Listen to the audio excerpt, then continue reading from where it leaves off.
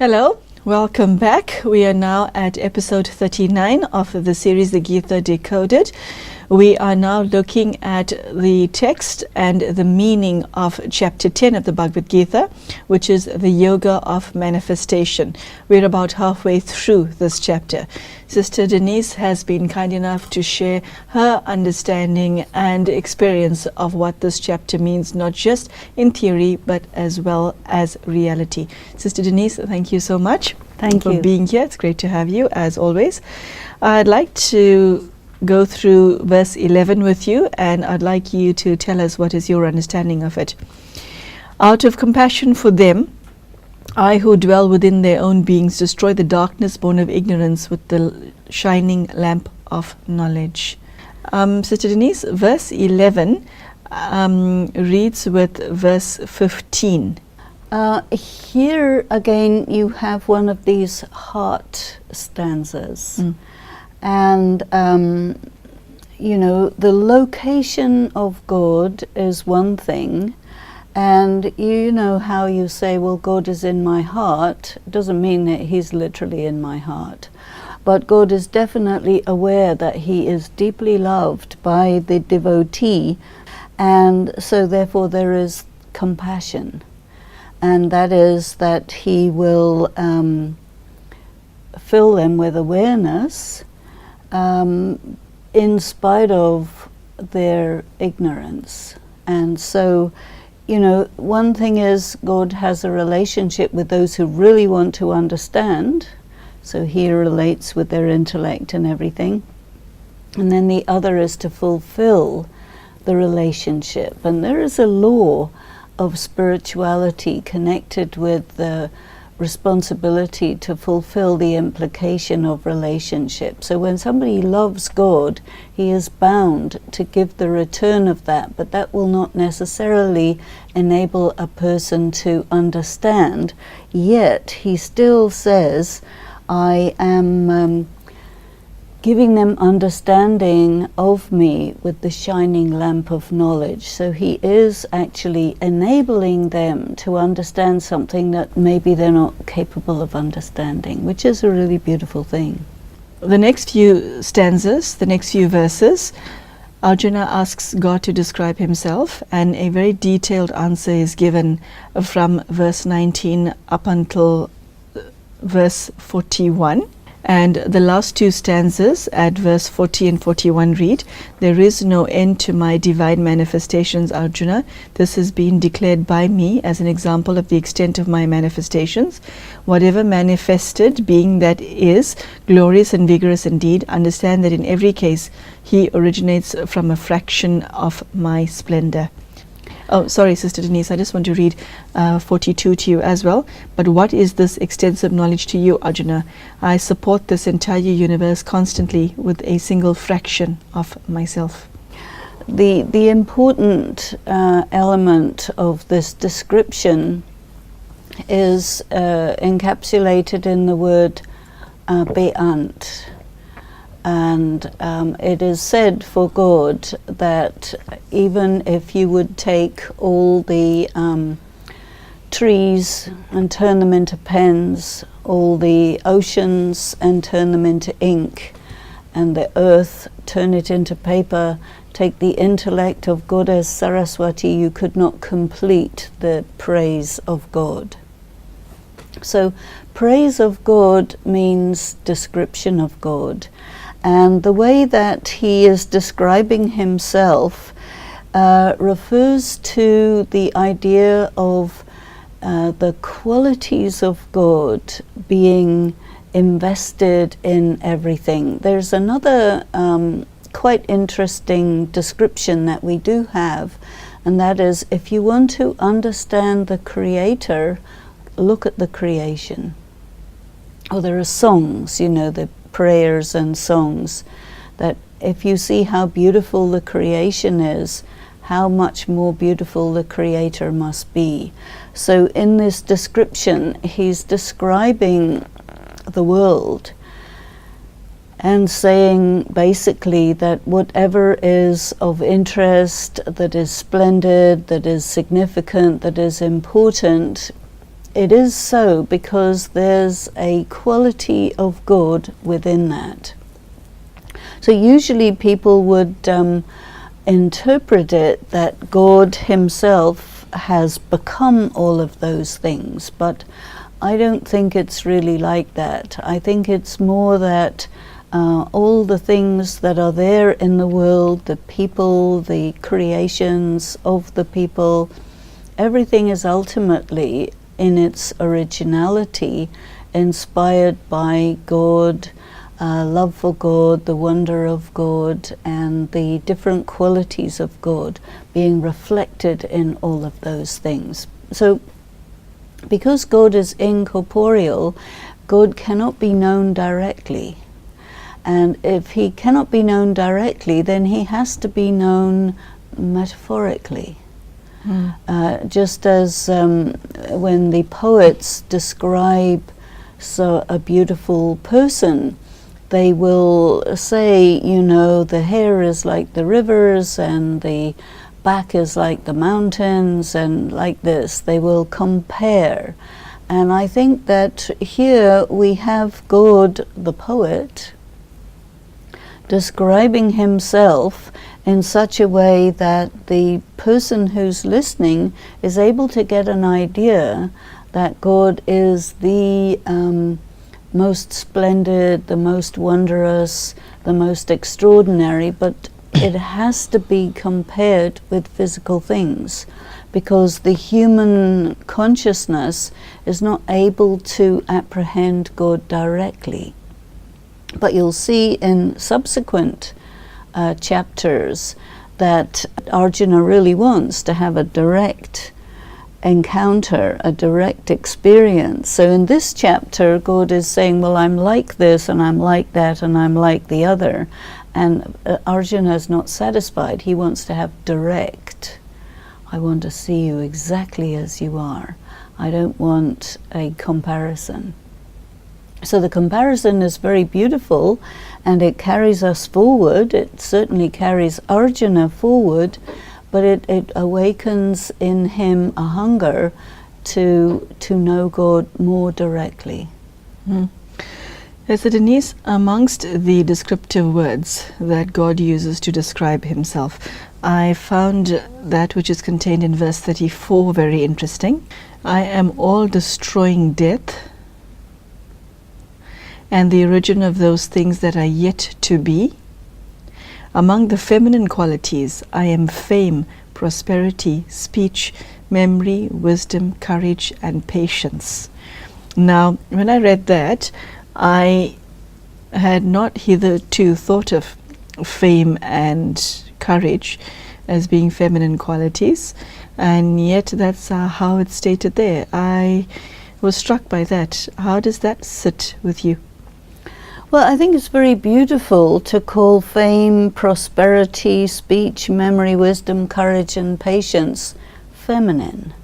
And I also think it's quite important because we live in such a patriarchal society, and God is such a he with a large H, you know. And here to see the feminine side of God, I think is very important, very beautiful.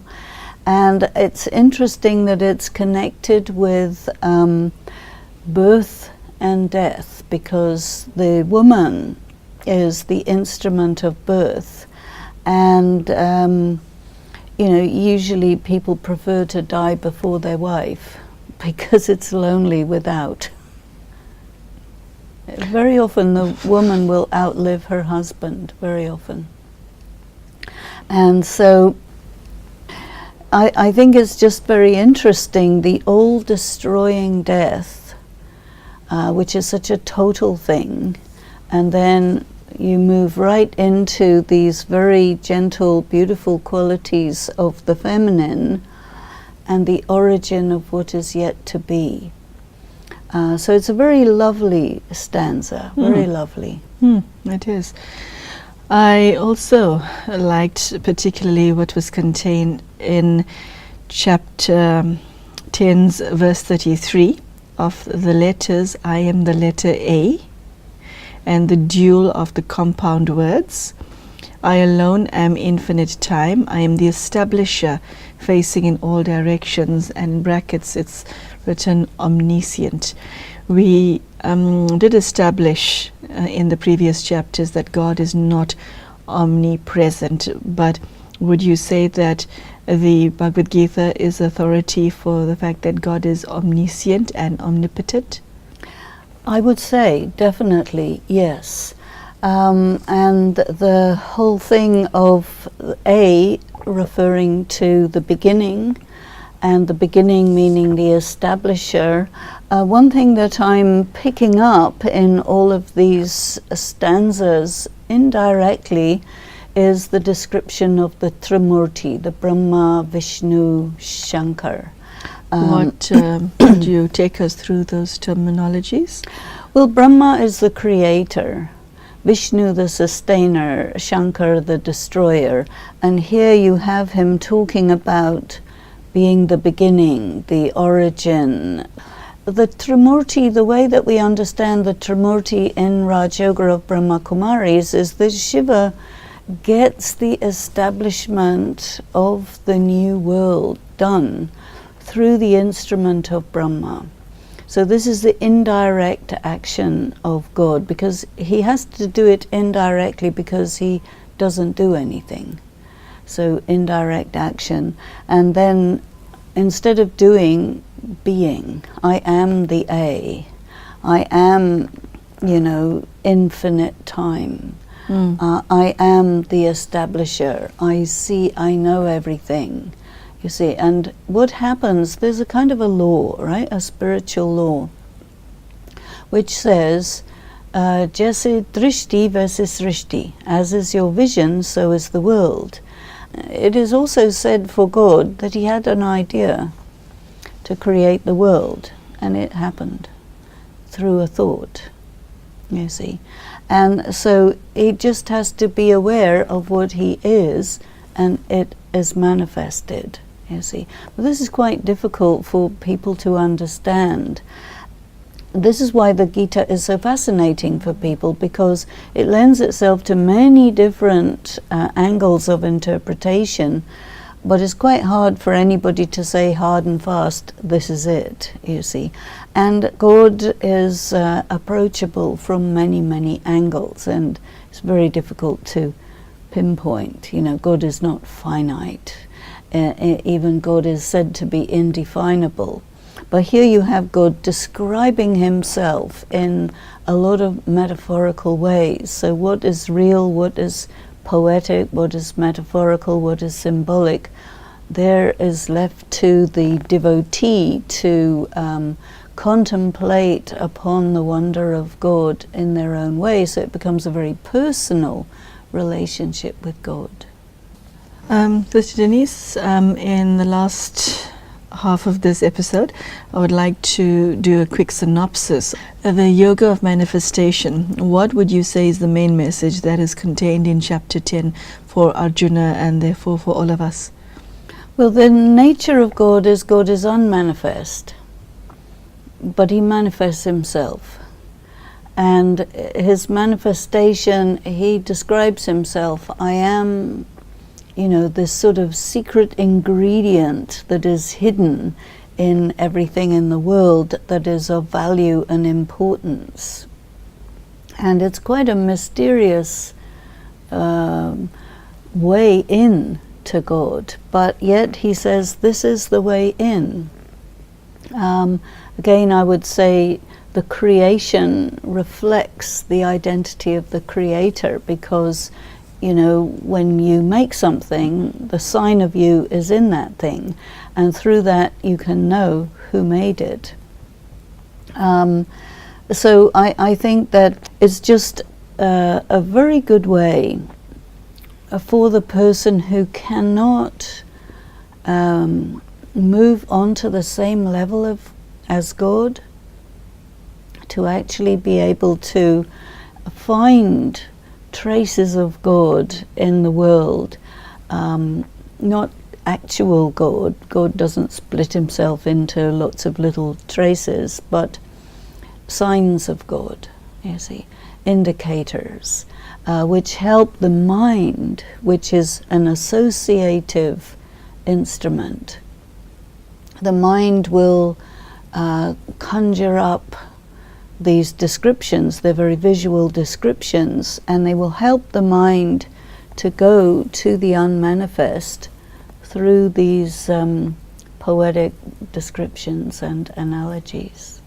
So I think it's really about that. Yeah, Sister Denise, I see in Arjuna, from previous chapters, that God revealed bits and pieces of himself to Arjuna, and all that did was create in Arjuna a hunger for more.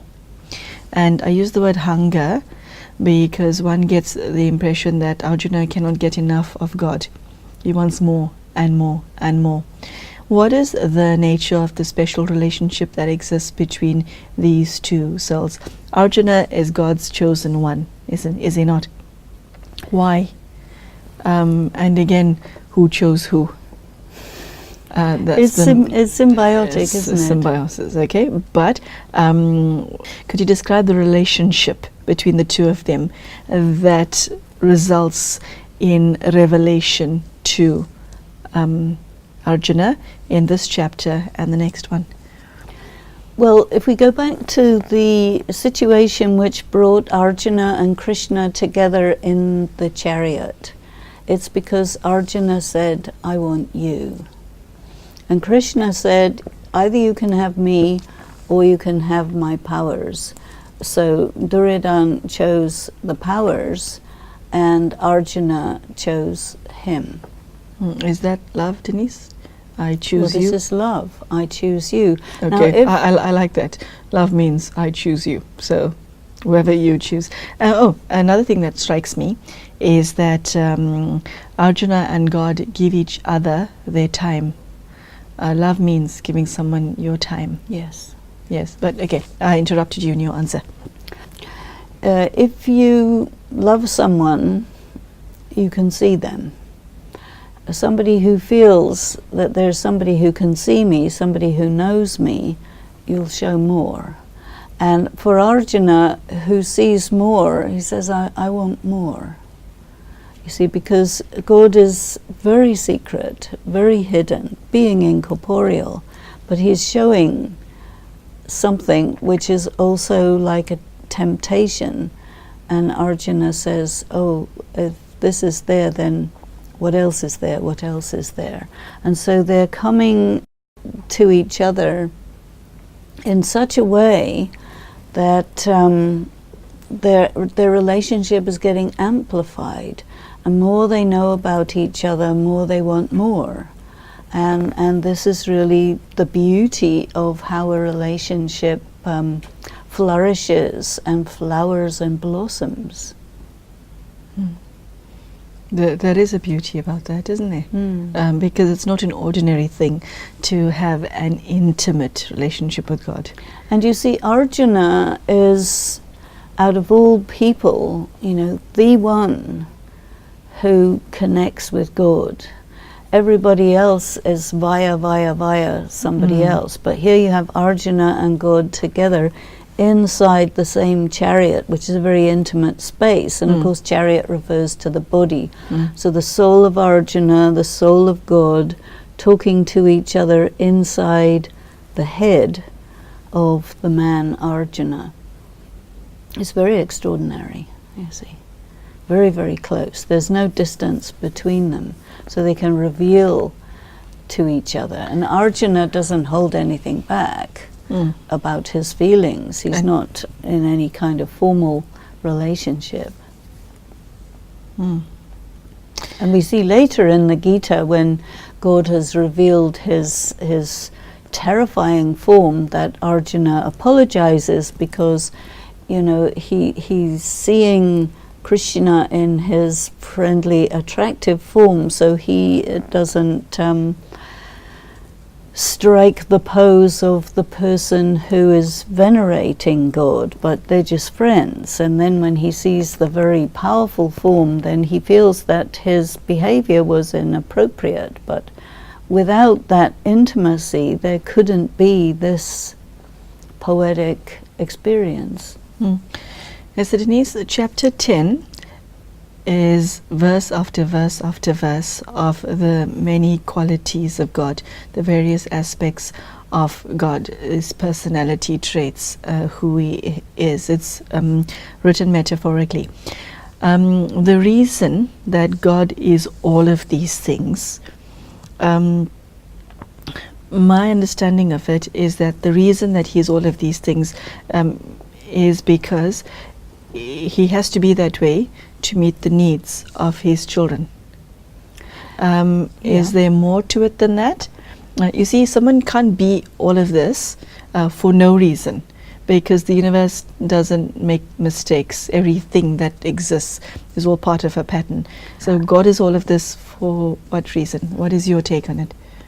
Well, I don't necessarily really see that it's for a reason other than a poetic reason, because I don't think God will take these forms in order to satisfy someone, but rather he describes himself in these ways, giving access to himself rather than satisfying people. I see it more as giving access, you see, because a person will appreciate something in the world, the wonder of it, and that becomes an access way, a pathway to God, you see, through that metaphor.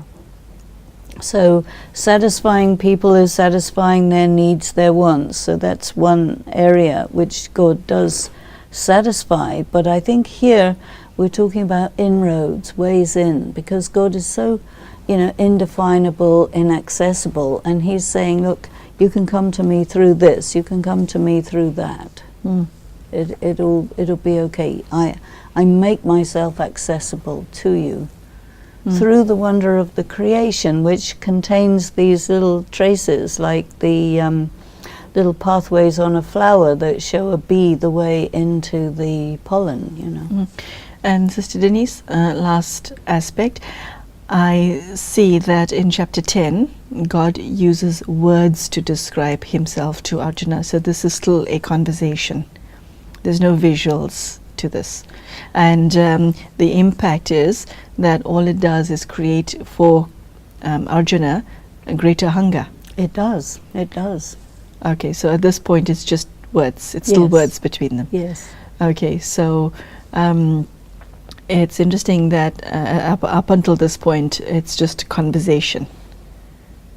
Okay, and in forthcoming episodes it becomes more than conversation. Different level. Okay, altogether. So their relationship is escalating?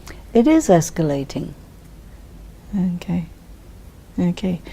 Okay, the atmosphere in the studio is also escalating, and I must admit I'm quite excited to see all of you back for the next chapter, chapter 11.